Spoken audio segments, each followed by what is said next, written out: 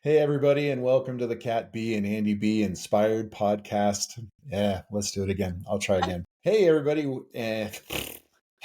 Hey, everybody, and welcome to the Cat B and Andy B Inspired Connections Podcast. We are coming to you today transatlantic from the UK and the US. In this podcast, we explore how inspired connections have impacted people's lives positively and demonstrate how you too can experience those inspired connections in your life as well. Without further ado, let me welcome my beautiful co-host, Cat B, and our very special guest today, Lisa H. How are y'all doing today? Yeah, really good, thanks. Great. Thank you for having me.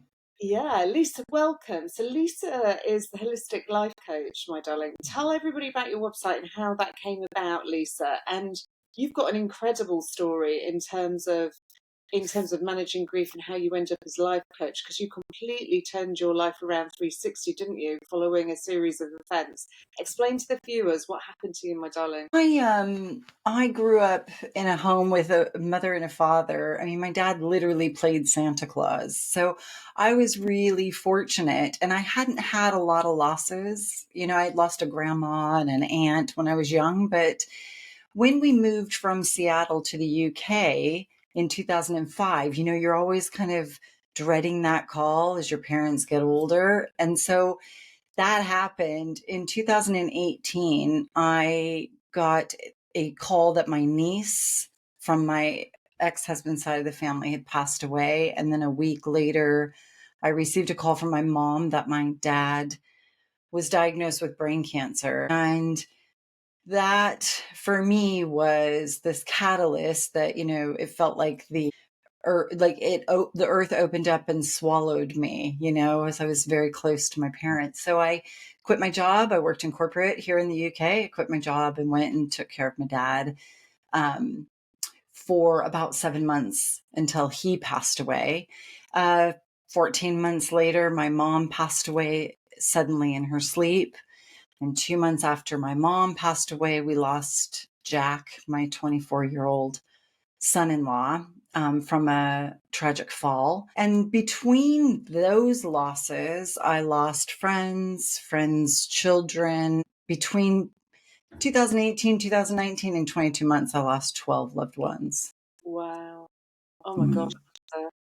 So describe for me, because I always know you as a very, very positive person. I have very rarely see you down. You might have a little bit of a melancholy day, but in general, you are somebody that really inspires me. So I can't even begin to imagine how in that short a period of time, 12 losses would impact you. I mean, how did you feel? Yeah, it's one of those things where I think with my dad, it was that anticipatory grief. We know that he is going to pass. So I'm caring for him and caring for my mom, who they've been married forever. So I felt like, when you are grieving your own loss, and while it's anticipatory grief, you're grieving hundreds of losses, his health, what could have been, what should have been, watching your mom, you're carrying her grief, the family's grief. So it's not just that you're carrying your own grief. And it's hard to navigate compound grief.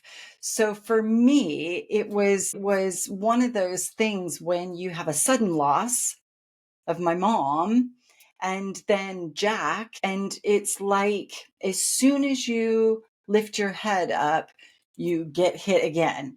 And I always tell people, it's not like I'm saying this as a victim. This is reality. This is what happened.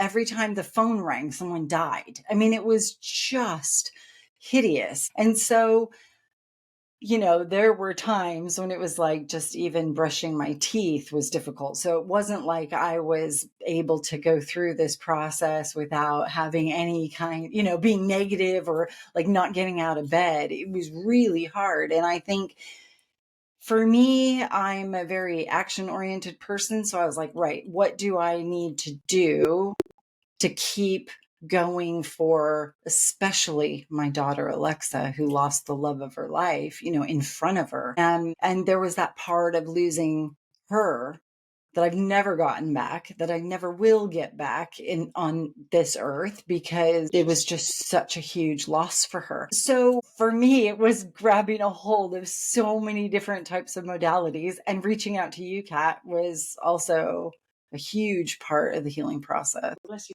You did a lot of hill walking though as well, didn't you? You did a lot of hiking. I remember seeing you at the top of mountains thinking, where is she today? You literally set yourself goals and like life achievements that were, and I don't recall seeing you do mountain hikes prior to that.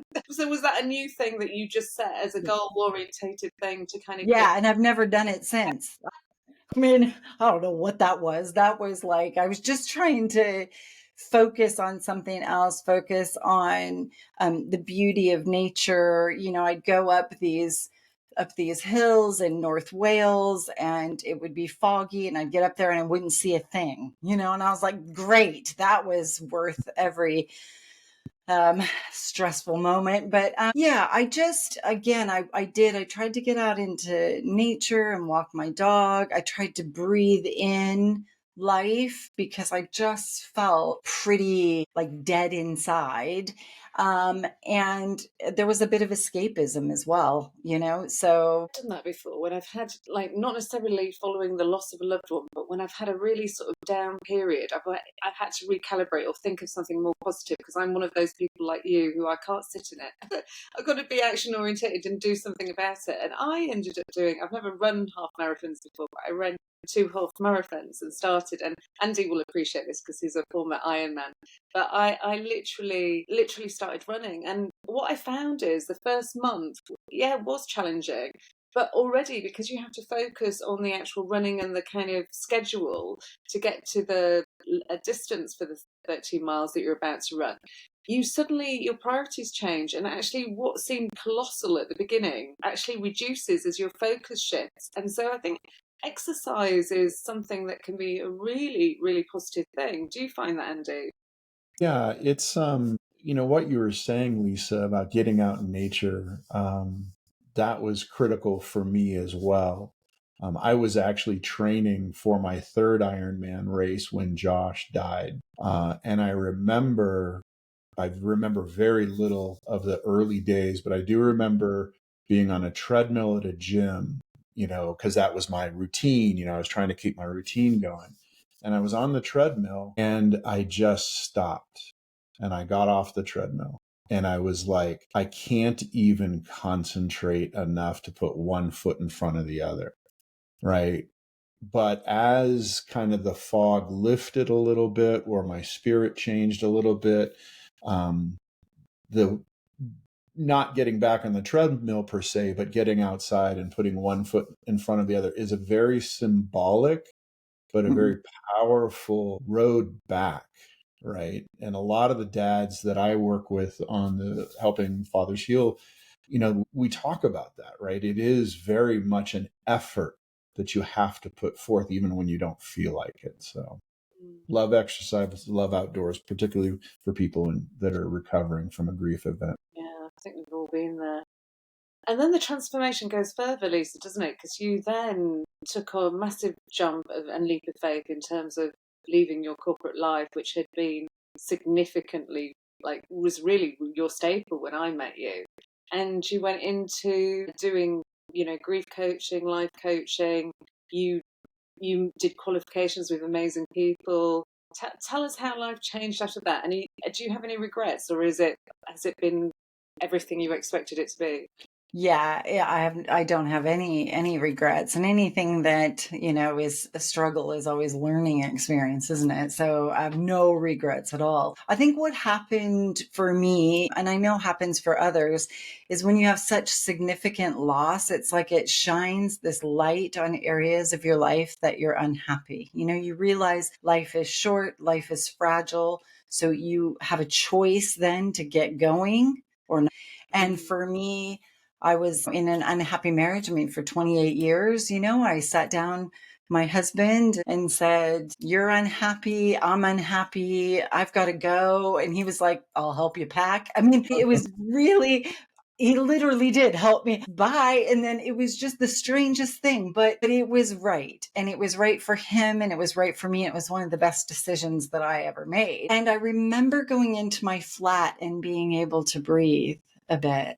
And I just remember that was such a healing place for me. Even though I was alone, I wasn't lonely. It was a really, really healing place. And as I was there, I started to, well, you'll appreciate this. I was typing away. I was doing my work because this was during COVID time. So I'm working from home and I just hear this, Lisa, you need to be a life coach. And I was like, I don't even know what that is. So I'd never heard of one. So I had to Google what a coach was. And I thought I kind of did that in the States when I traveled around America. So, okay, well, then what? So then I went down the whole researching and all that. So I was working full time, going to school. Then it was important for me to get my accreditation. So I was doing all this while I was working full time. And it was really, really easy for me to pick a niche. They talk about niches. So I'm like, oh, personal development, taking action. This is easy. I can do this. This comes naturally for me. But there was this just in the back of my mind, like grief coaching, grief educating, grief. And I was like, no, I'm not doing that. So it took a while before I was like, actually, I think this is a calling. I think because of the experience that I had, I can, now that I'm a little bit further down the road, I can look back and help others. Yeah. So that's where the grief coaching, and then went through grief certification and all of that started happening. And then when that started to build, and that's when I then left the corporate world. What incredible work, right? Because there aren't lots of people that do what you do, right? Meaning that lots of our new dads that join the group are lost, right? Their old worlds have crumbled and they don't yet understand there's a new world tomorrow, right? Because they're kind of just stuck here. And I remember when I was early in my grief, I would always say, well, what do I do now, right? And the ability to be that coach is huge. And just a little breaking the fourth wall, talking to our listeners. If you're going through grief and you're struggling, find someone who gets it, who understands. Because there are therapists that haven't lost anybody, like professional degreed therapists that haven't lost anybody. Not saying that that's not great. It is great. But there are people out there, Lisa's a great example of people that have gone through what you're going through, and they can help get you to that tomorrow that you want. So I just want to throw that out because that's huge. Big props to you. That's amazing. What really fascinates me is how sudden change leads to more change, leads to constructive change. So here you are, you've gone through all this grief, you lose 12 people, and suddenly the marriage that you've been sitting on, kind of semi-satisfied, suddenly you're like, actually, this isn't good enough because life is short. It's reprioritizing everything in your life. So almost like the filing system of everything that you've got in your back catalogue is suddenly getting reviewed. And everything changes in an instant, doesn't it? It's like crazy. Yes. And I was very, I think it was one of those things, it was leading up to it for many years, but with all the losses, really was the kind of kick up the bum, if you will, to just make some real significant changes. And I waited about, it was a year after Jack had passed, because I wasn't going to do that to the family as well. Because when I work with people who are grieving, it's any type of loss. So in divorce, there's loss, there's parental alienation, there's all sorts of different types of loss of identity. A lot of what you're talking about, Andy, like what now? Like, who am I and what do I want? So this is was really important for me not to just add another thing to my girls' lives as well. And really what ended up happening, they were like, well, yeah, I mean, it's about time. So it was really, really amicable. If you're going to have a divorce, this was the way to do it. Moving on from that, because you've now since met a really lovely partner. So life begins again. Same as for Andy. Andy's met a lovely, lovely lady as well. And you've rebuilt your life completely. It looks completely different, but you have come out the other side happy and positive. How long did it take you to get to that happy space, Lisa? Or was it just like constant work and you don't really know, it was seamless in some ways? Yeah, it feels like it was a lot of constant work. So we talk about like hiking and seeing a medium. And then I was doing Zumba. And then I was, I was doing meditation and kinesiology and like energy work. Like I was grabbing a hold of every possible thing I could do. I had a bereavement counselor. I tried everything. And then I hired a life coach when I kind of got to the place where I was like, now what? Now what do I do? And when I heard you need to be a life coach, I was like, well, I better hire one. So that was one of the best decisions too that I made. And it was probably, so that was in 2018, and then we had COVID, and then it was probably about 2020. Everything happened very quickly. So I'd say maybe 2021.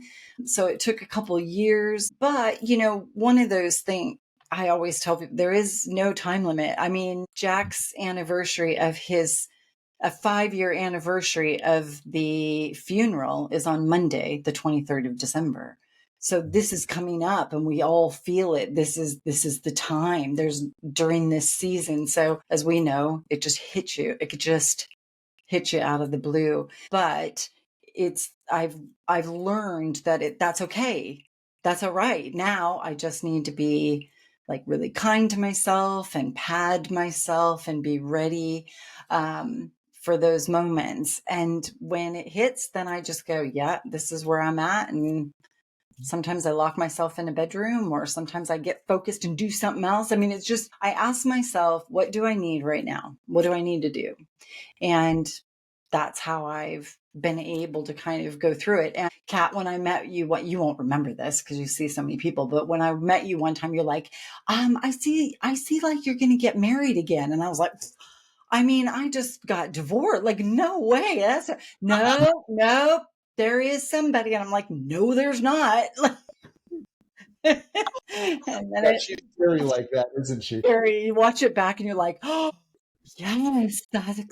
That happened. That happened. That happened. That happened. So It's really funny is I don't do a lot of projection. I tend to do mediumship work. If it comes forward in the spirit, then I give it. So I find it really amusing when I see you, Lisa, because you always make me giggle and tell me all the things that have happened. I can't even remember telling you.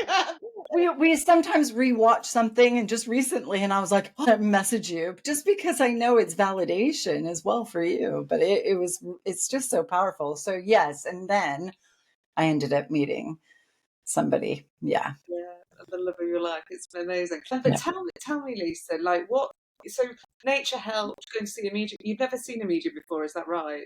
I saw one person after my dad passed. A friend gifted me, and it was like the taster, and it was amazing. And then it was after Zach passed, you had done a reading with Kristen Martin, and I heard it, and I was like, "Oh, I need to get in contact." And that was right after my mom had passed. Advice for people: explain to people what a life coach is and what benefit that would be to somebody going through grief, because we hear this name a bit like you were saying, what's a life coach? I bet you there's loads of people sat out there thinking, what's a life coach and how could they help me with my grief? What would you say, Lisa? What was the changes that significantly happened when you met a life coach, and how do you help people today? Yeah, I mean that's a really good question. So for me, you have a life coach, and they, like I was talking about, niching in different areas. There's not I do the grief work as well, but not all life coaches do. So you would have to specifically find the person who whatever area you're struggling with. Life coach is different than a therapist, or a grief coach is different than a therapist. I mean, grief coaching really holds space for individuals.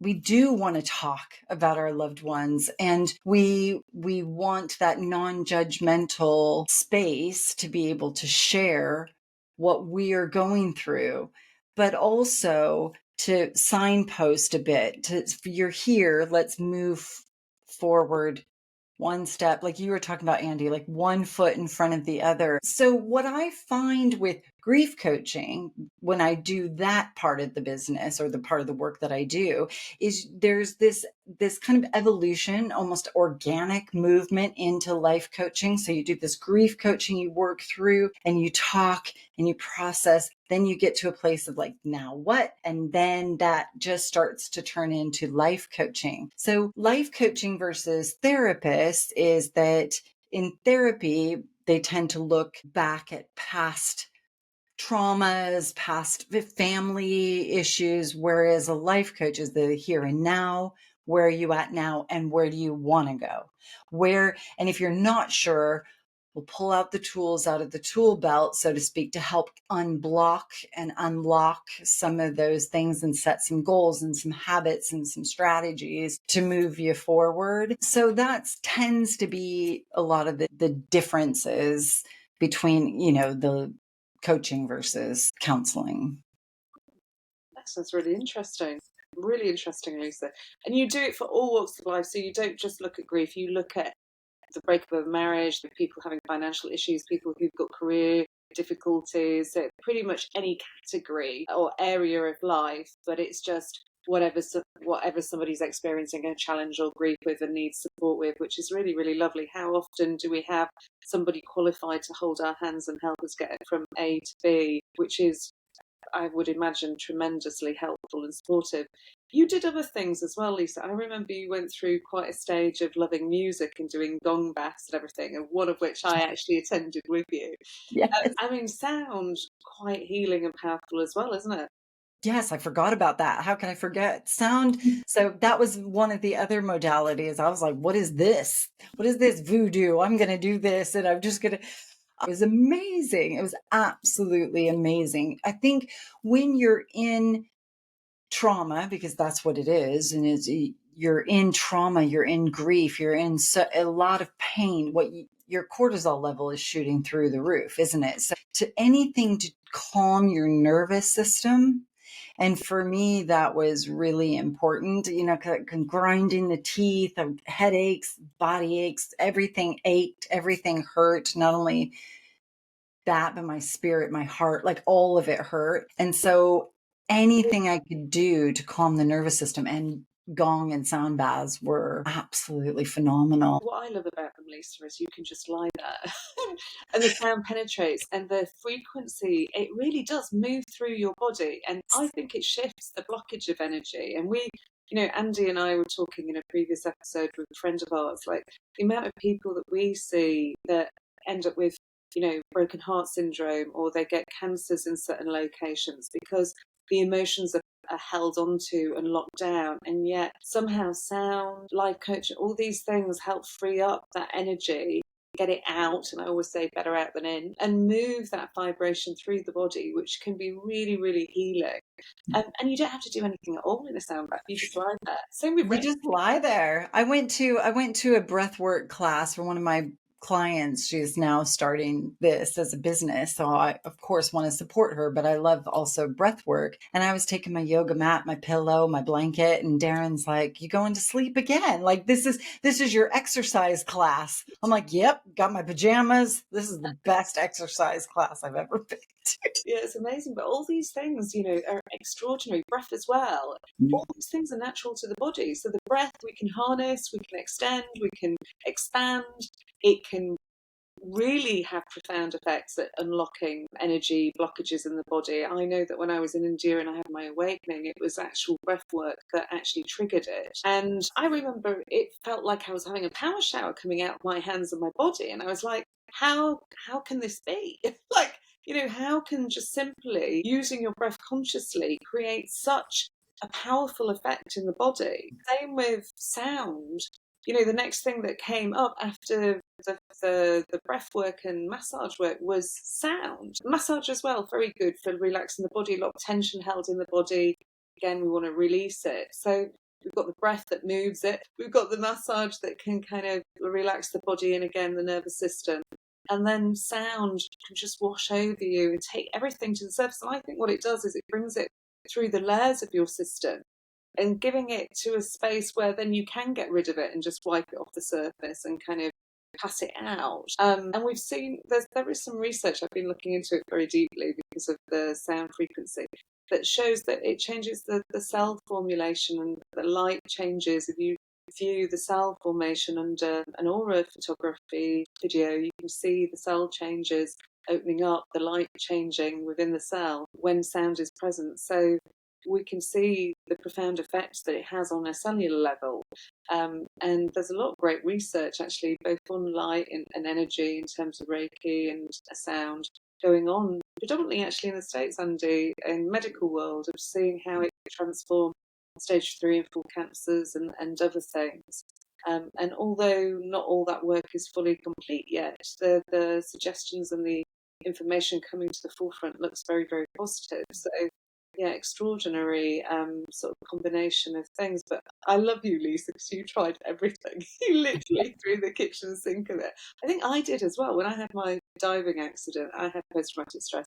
I had to throw everything at it. I went to meditation, I did yoga, I did breath work, I did, you name it, I learned about it. And now I realise, actually, in a funny way, that was spirit holistically preparing me for the work that I didn't know I was going to do, changing complete careers like you as well, in order to help people. And I realised, oh, well, actually, now I've got this portfolio of things that are holistic, they're complementary therapies in a way that I've trained in and specialised in, that can help people. And I see in this community the profound strength of some of those things and how they can really get somebody from A to B. Some days it is a simple word that shifts somebody, or a sentence of positive confirmation. Some days it is sound, some days it's light. And I think everybody's different. So the more you have in your tool bag, the more you can play with, can't you? And when you find something that works for you, that's brilliant. That's all you need at the beginning, isn't it, Andy? Yeah. What worked for you, Andy? Well, because like Lisa, I did pretty much everything. I read probably, I don't even know, my library's on the other side of the camera. I have read a ton of books, worked with my fair share of mediums, though my favorite is Cat B, of course. Most effective by far, but that's beside the point. Did sound healings, I did breath work. I trained with a very famous, I don't know, yogi, but I cannot remember his name to save a life of me. That's grief, or not grief brain. It could be grief brain and cancer brain all at the same time. But attended a workshop with him, and I'm so glad you guys brought up breath work, because in the class I was in, most everyone was female, very few men. And it's something that I have to write down after this episode to talk to the guys about.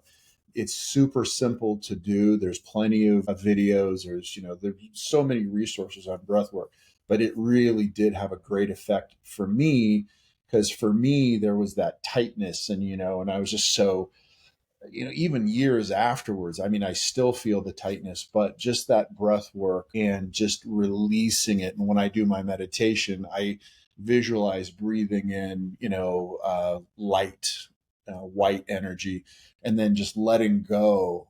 And such a huge effect. It did take me a while to get there. Meditation was very difficult for me because I have a hamster brain, so I'm always thinking of something.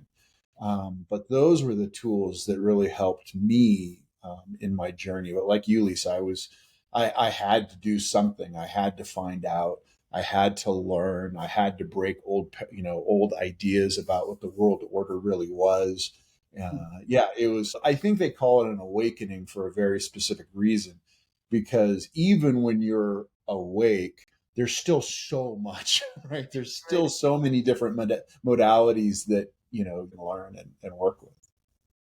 And I think the thing is, what's beautiful about having so many different modalities is because we all are different. We all process grief differently. We all are just different individuals. And to be able to say, try this on, see if that fits, try that. Oh, you didn't like that? Try that. And just like you, I mean, I remember the first few sound baths, I was like thinking about, that person's going out to dinner with that person. I mean, I was all over the map.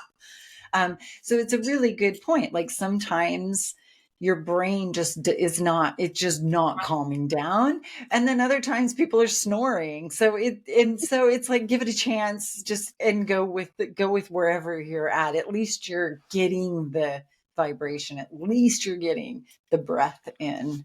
What I loved about the gong practice is that you can sit in the community, so you're in amongst people, but you don't have to speak to anybody.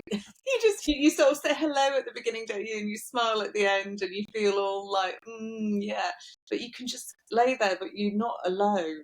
There's a feeling of connection to other people as well as the sound and to your own kind of self. And I think that's really powerful, being in a community, but not necessarily having to share anything other than your vibration, how you're feeling in yourself. Because at times you do feel a bit numb, and sometimes you do feel a little bit sort of don't want to. I'm not in the mood to share anything today. I don't feel like it. And I think sounds brilliant for those kind of days where you just need to edge out, like a duvet day, as it were. And you've raised a lot of very valid things, Lisa. I think the other thing that I noticed that you said is about witnessing grief, like a life coach actually witnessing the grief, because so many people get so frustrated because we're so bad in society, I think, at acknowledging grief and working with it. And even when it happens to us, it's always different. I'm very sympathetic when it's not my own family. When my own poor husband and I were going through it at the same time, the reaction was very different. And that was quite a steep learning curve as well, Lisa, because handle it so well for other people, and then suddenly you find yourself in the thick of it. Yes. Well, it's a different experience when it is yours. I did the certification and accreditation, but I went a step further, and David Kessler, who is, he is the grief expert, isn't he? And I did his certification program, and he was talking about witnessing grief. And he also said, and I use it all the time, is that he says you can fully live and fully grieve at the same time. Like those two things can coexist. And that was really powerful, because I think some people feel guilty for living, for being happy, for laughing. And I remember always almost not apologizing, but people would say, "Oh, like, how are you doing?" As I'm laughing and what, "Oh, yeah, I'm good. I mean, but I'm not great, like I'm not that good because," and how's Alexa, like my daughter? She's good. She's really, I mean, she's not, she's always changed. She'll never be, and I always backed it up with that to kind of justify. And then I just stopped one day saying that. Yeah. Isn't that such a difficult question to answer? Yeah. Yeah, I'm good, but I'm really not, but I am. Yeah, exactly. And so that's why when he said that, I was like, oh, those two things can coexist together. You can be fully in grief, but fully living your life as well. And you're right, Kat. I think that was one of the things that was really important for me was putting together something quite simple for people just to read. That's kind of the do's and don'ts. Like you said, we're quite grief illiterate. I think we're getting better, but we are still, people say and do things that are not helpful and actually more harmful. So I was like, right, I need to put something together. Like, don't do this, do this. Like, say this, don't say this. I mean, don't say these things because it is not helpful. And the other thing that David Kessler, he said is your grief is the worst grief because it's yours. And what you're saying, Kat, is like, yes, you're empathetic. You're so helpful in helping people heal and using your gifts. And then when it's yours, like that is the worst grief because it carried. Yeah, and it's not as straightforward, and it doesn't matter how much you're educated and it still doesn't take it away. Yes. You still have to manage it, and you have to manage the complexity of all the different relationships connected to that grief as well. Your mother-in-law, your mother, your sister, your brother-in-law, your husband, your daughter, they all grieve differently. And you are like juggling all these emotions, trying to keep everybody uplifted and upbeat while trying to do your job, which is also keeping people upbeat.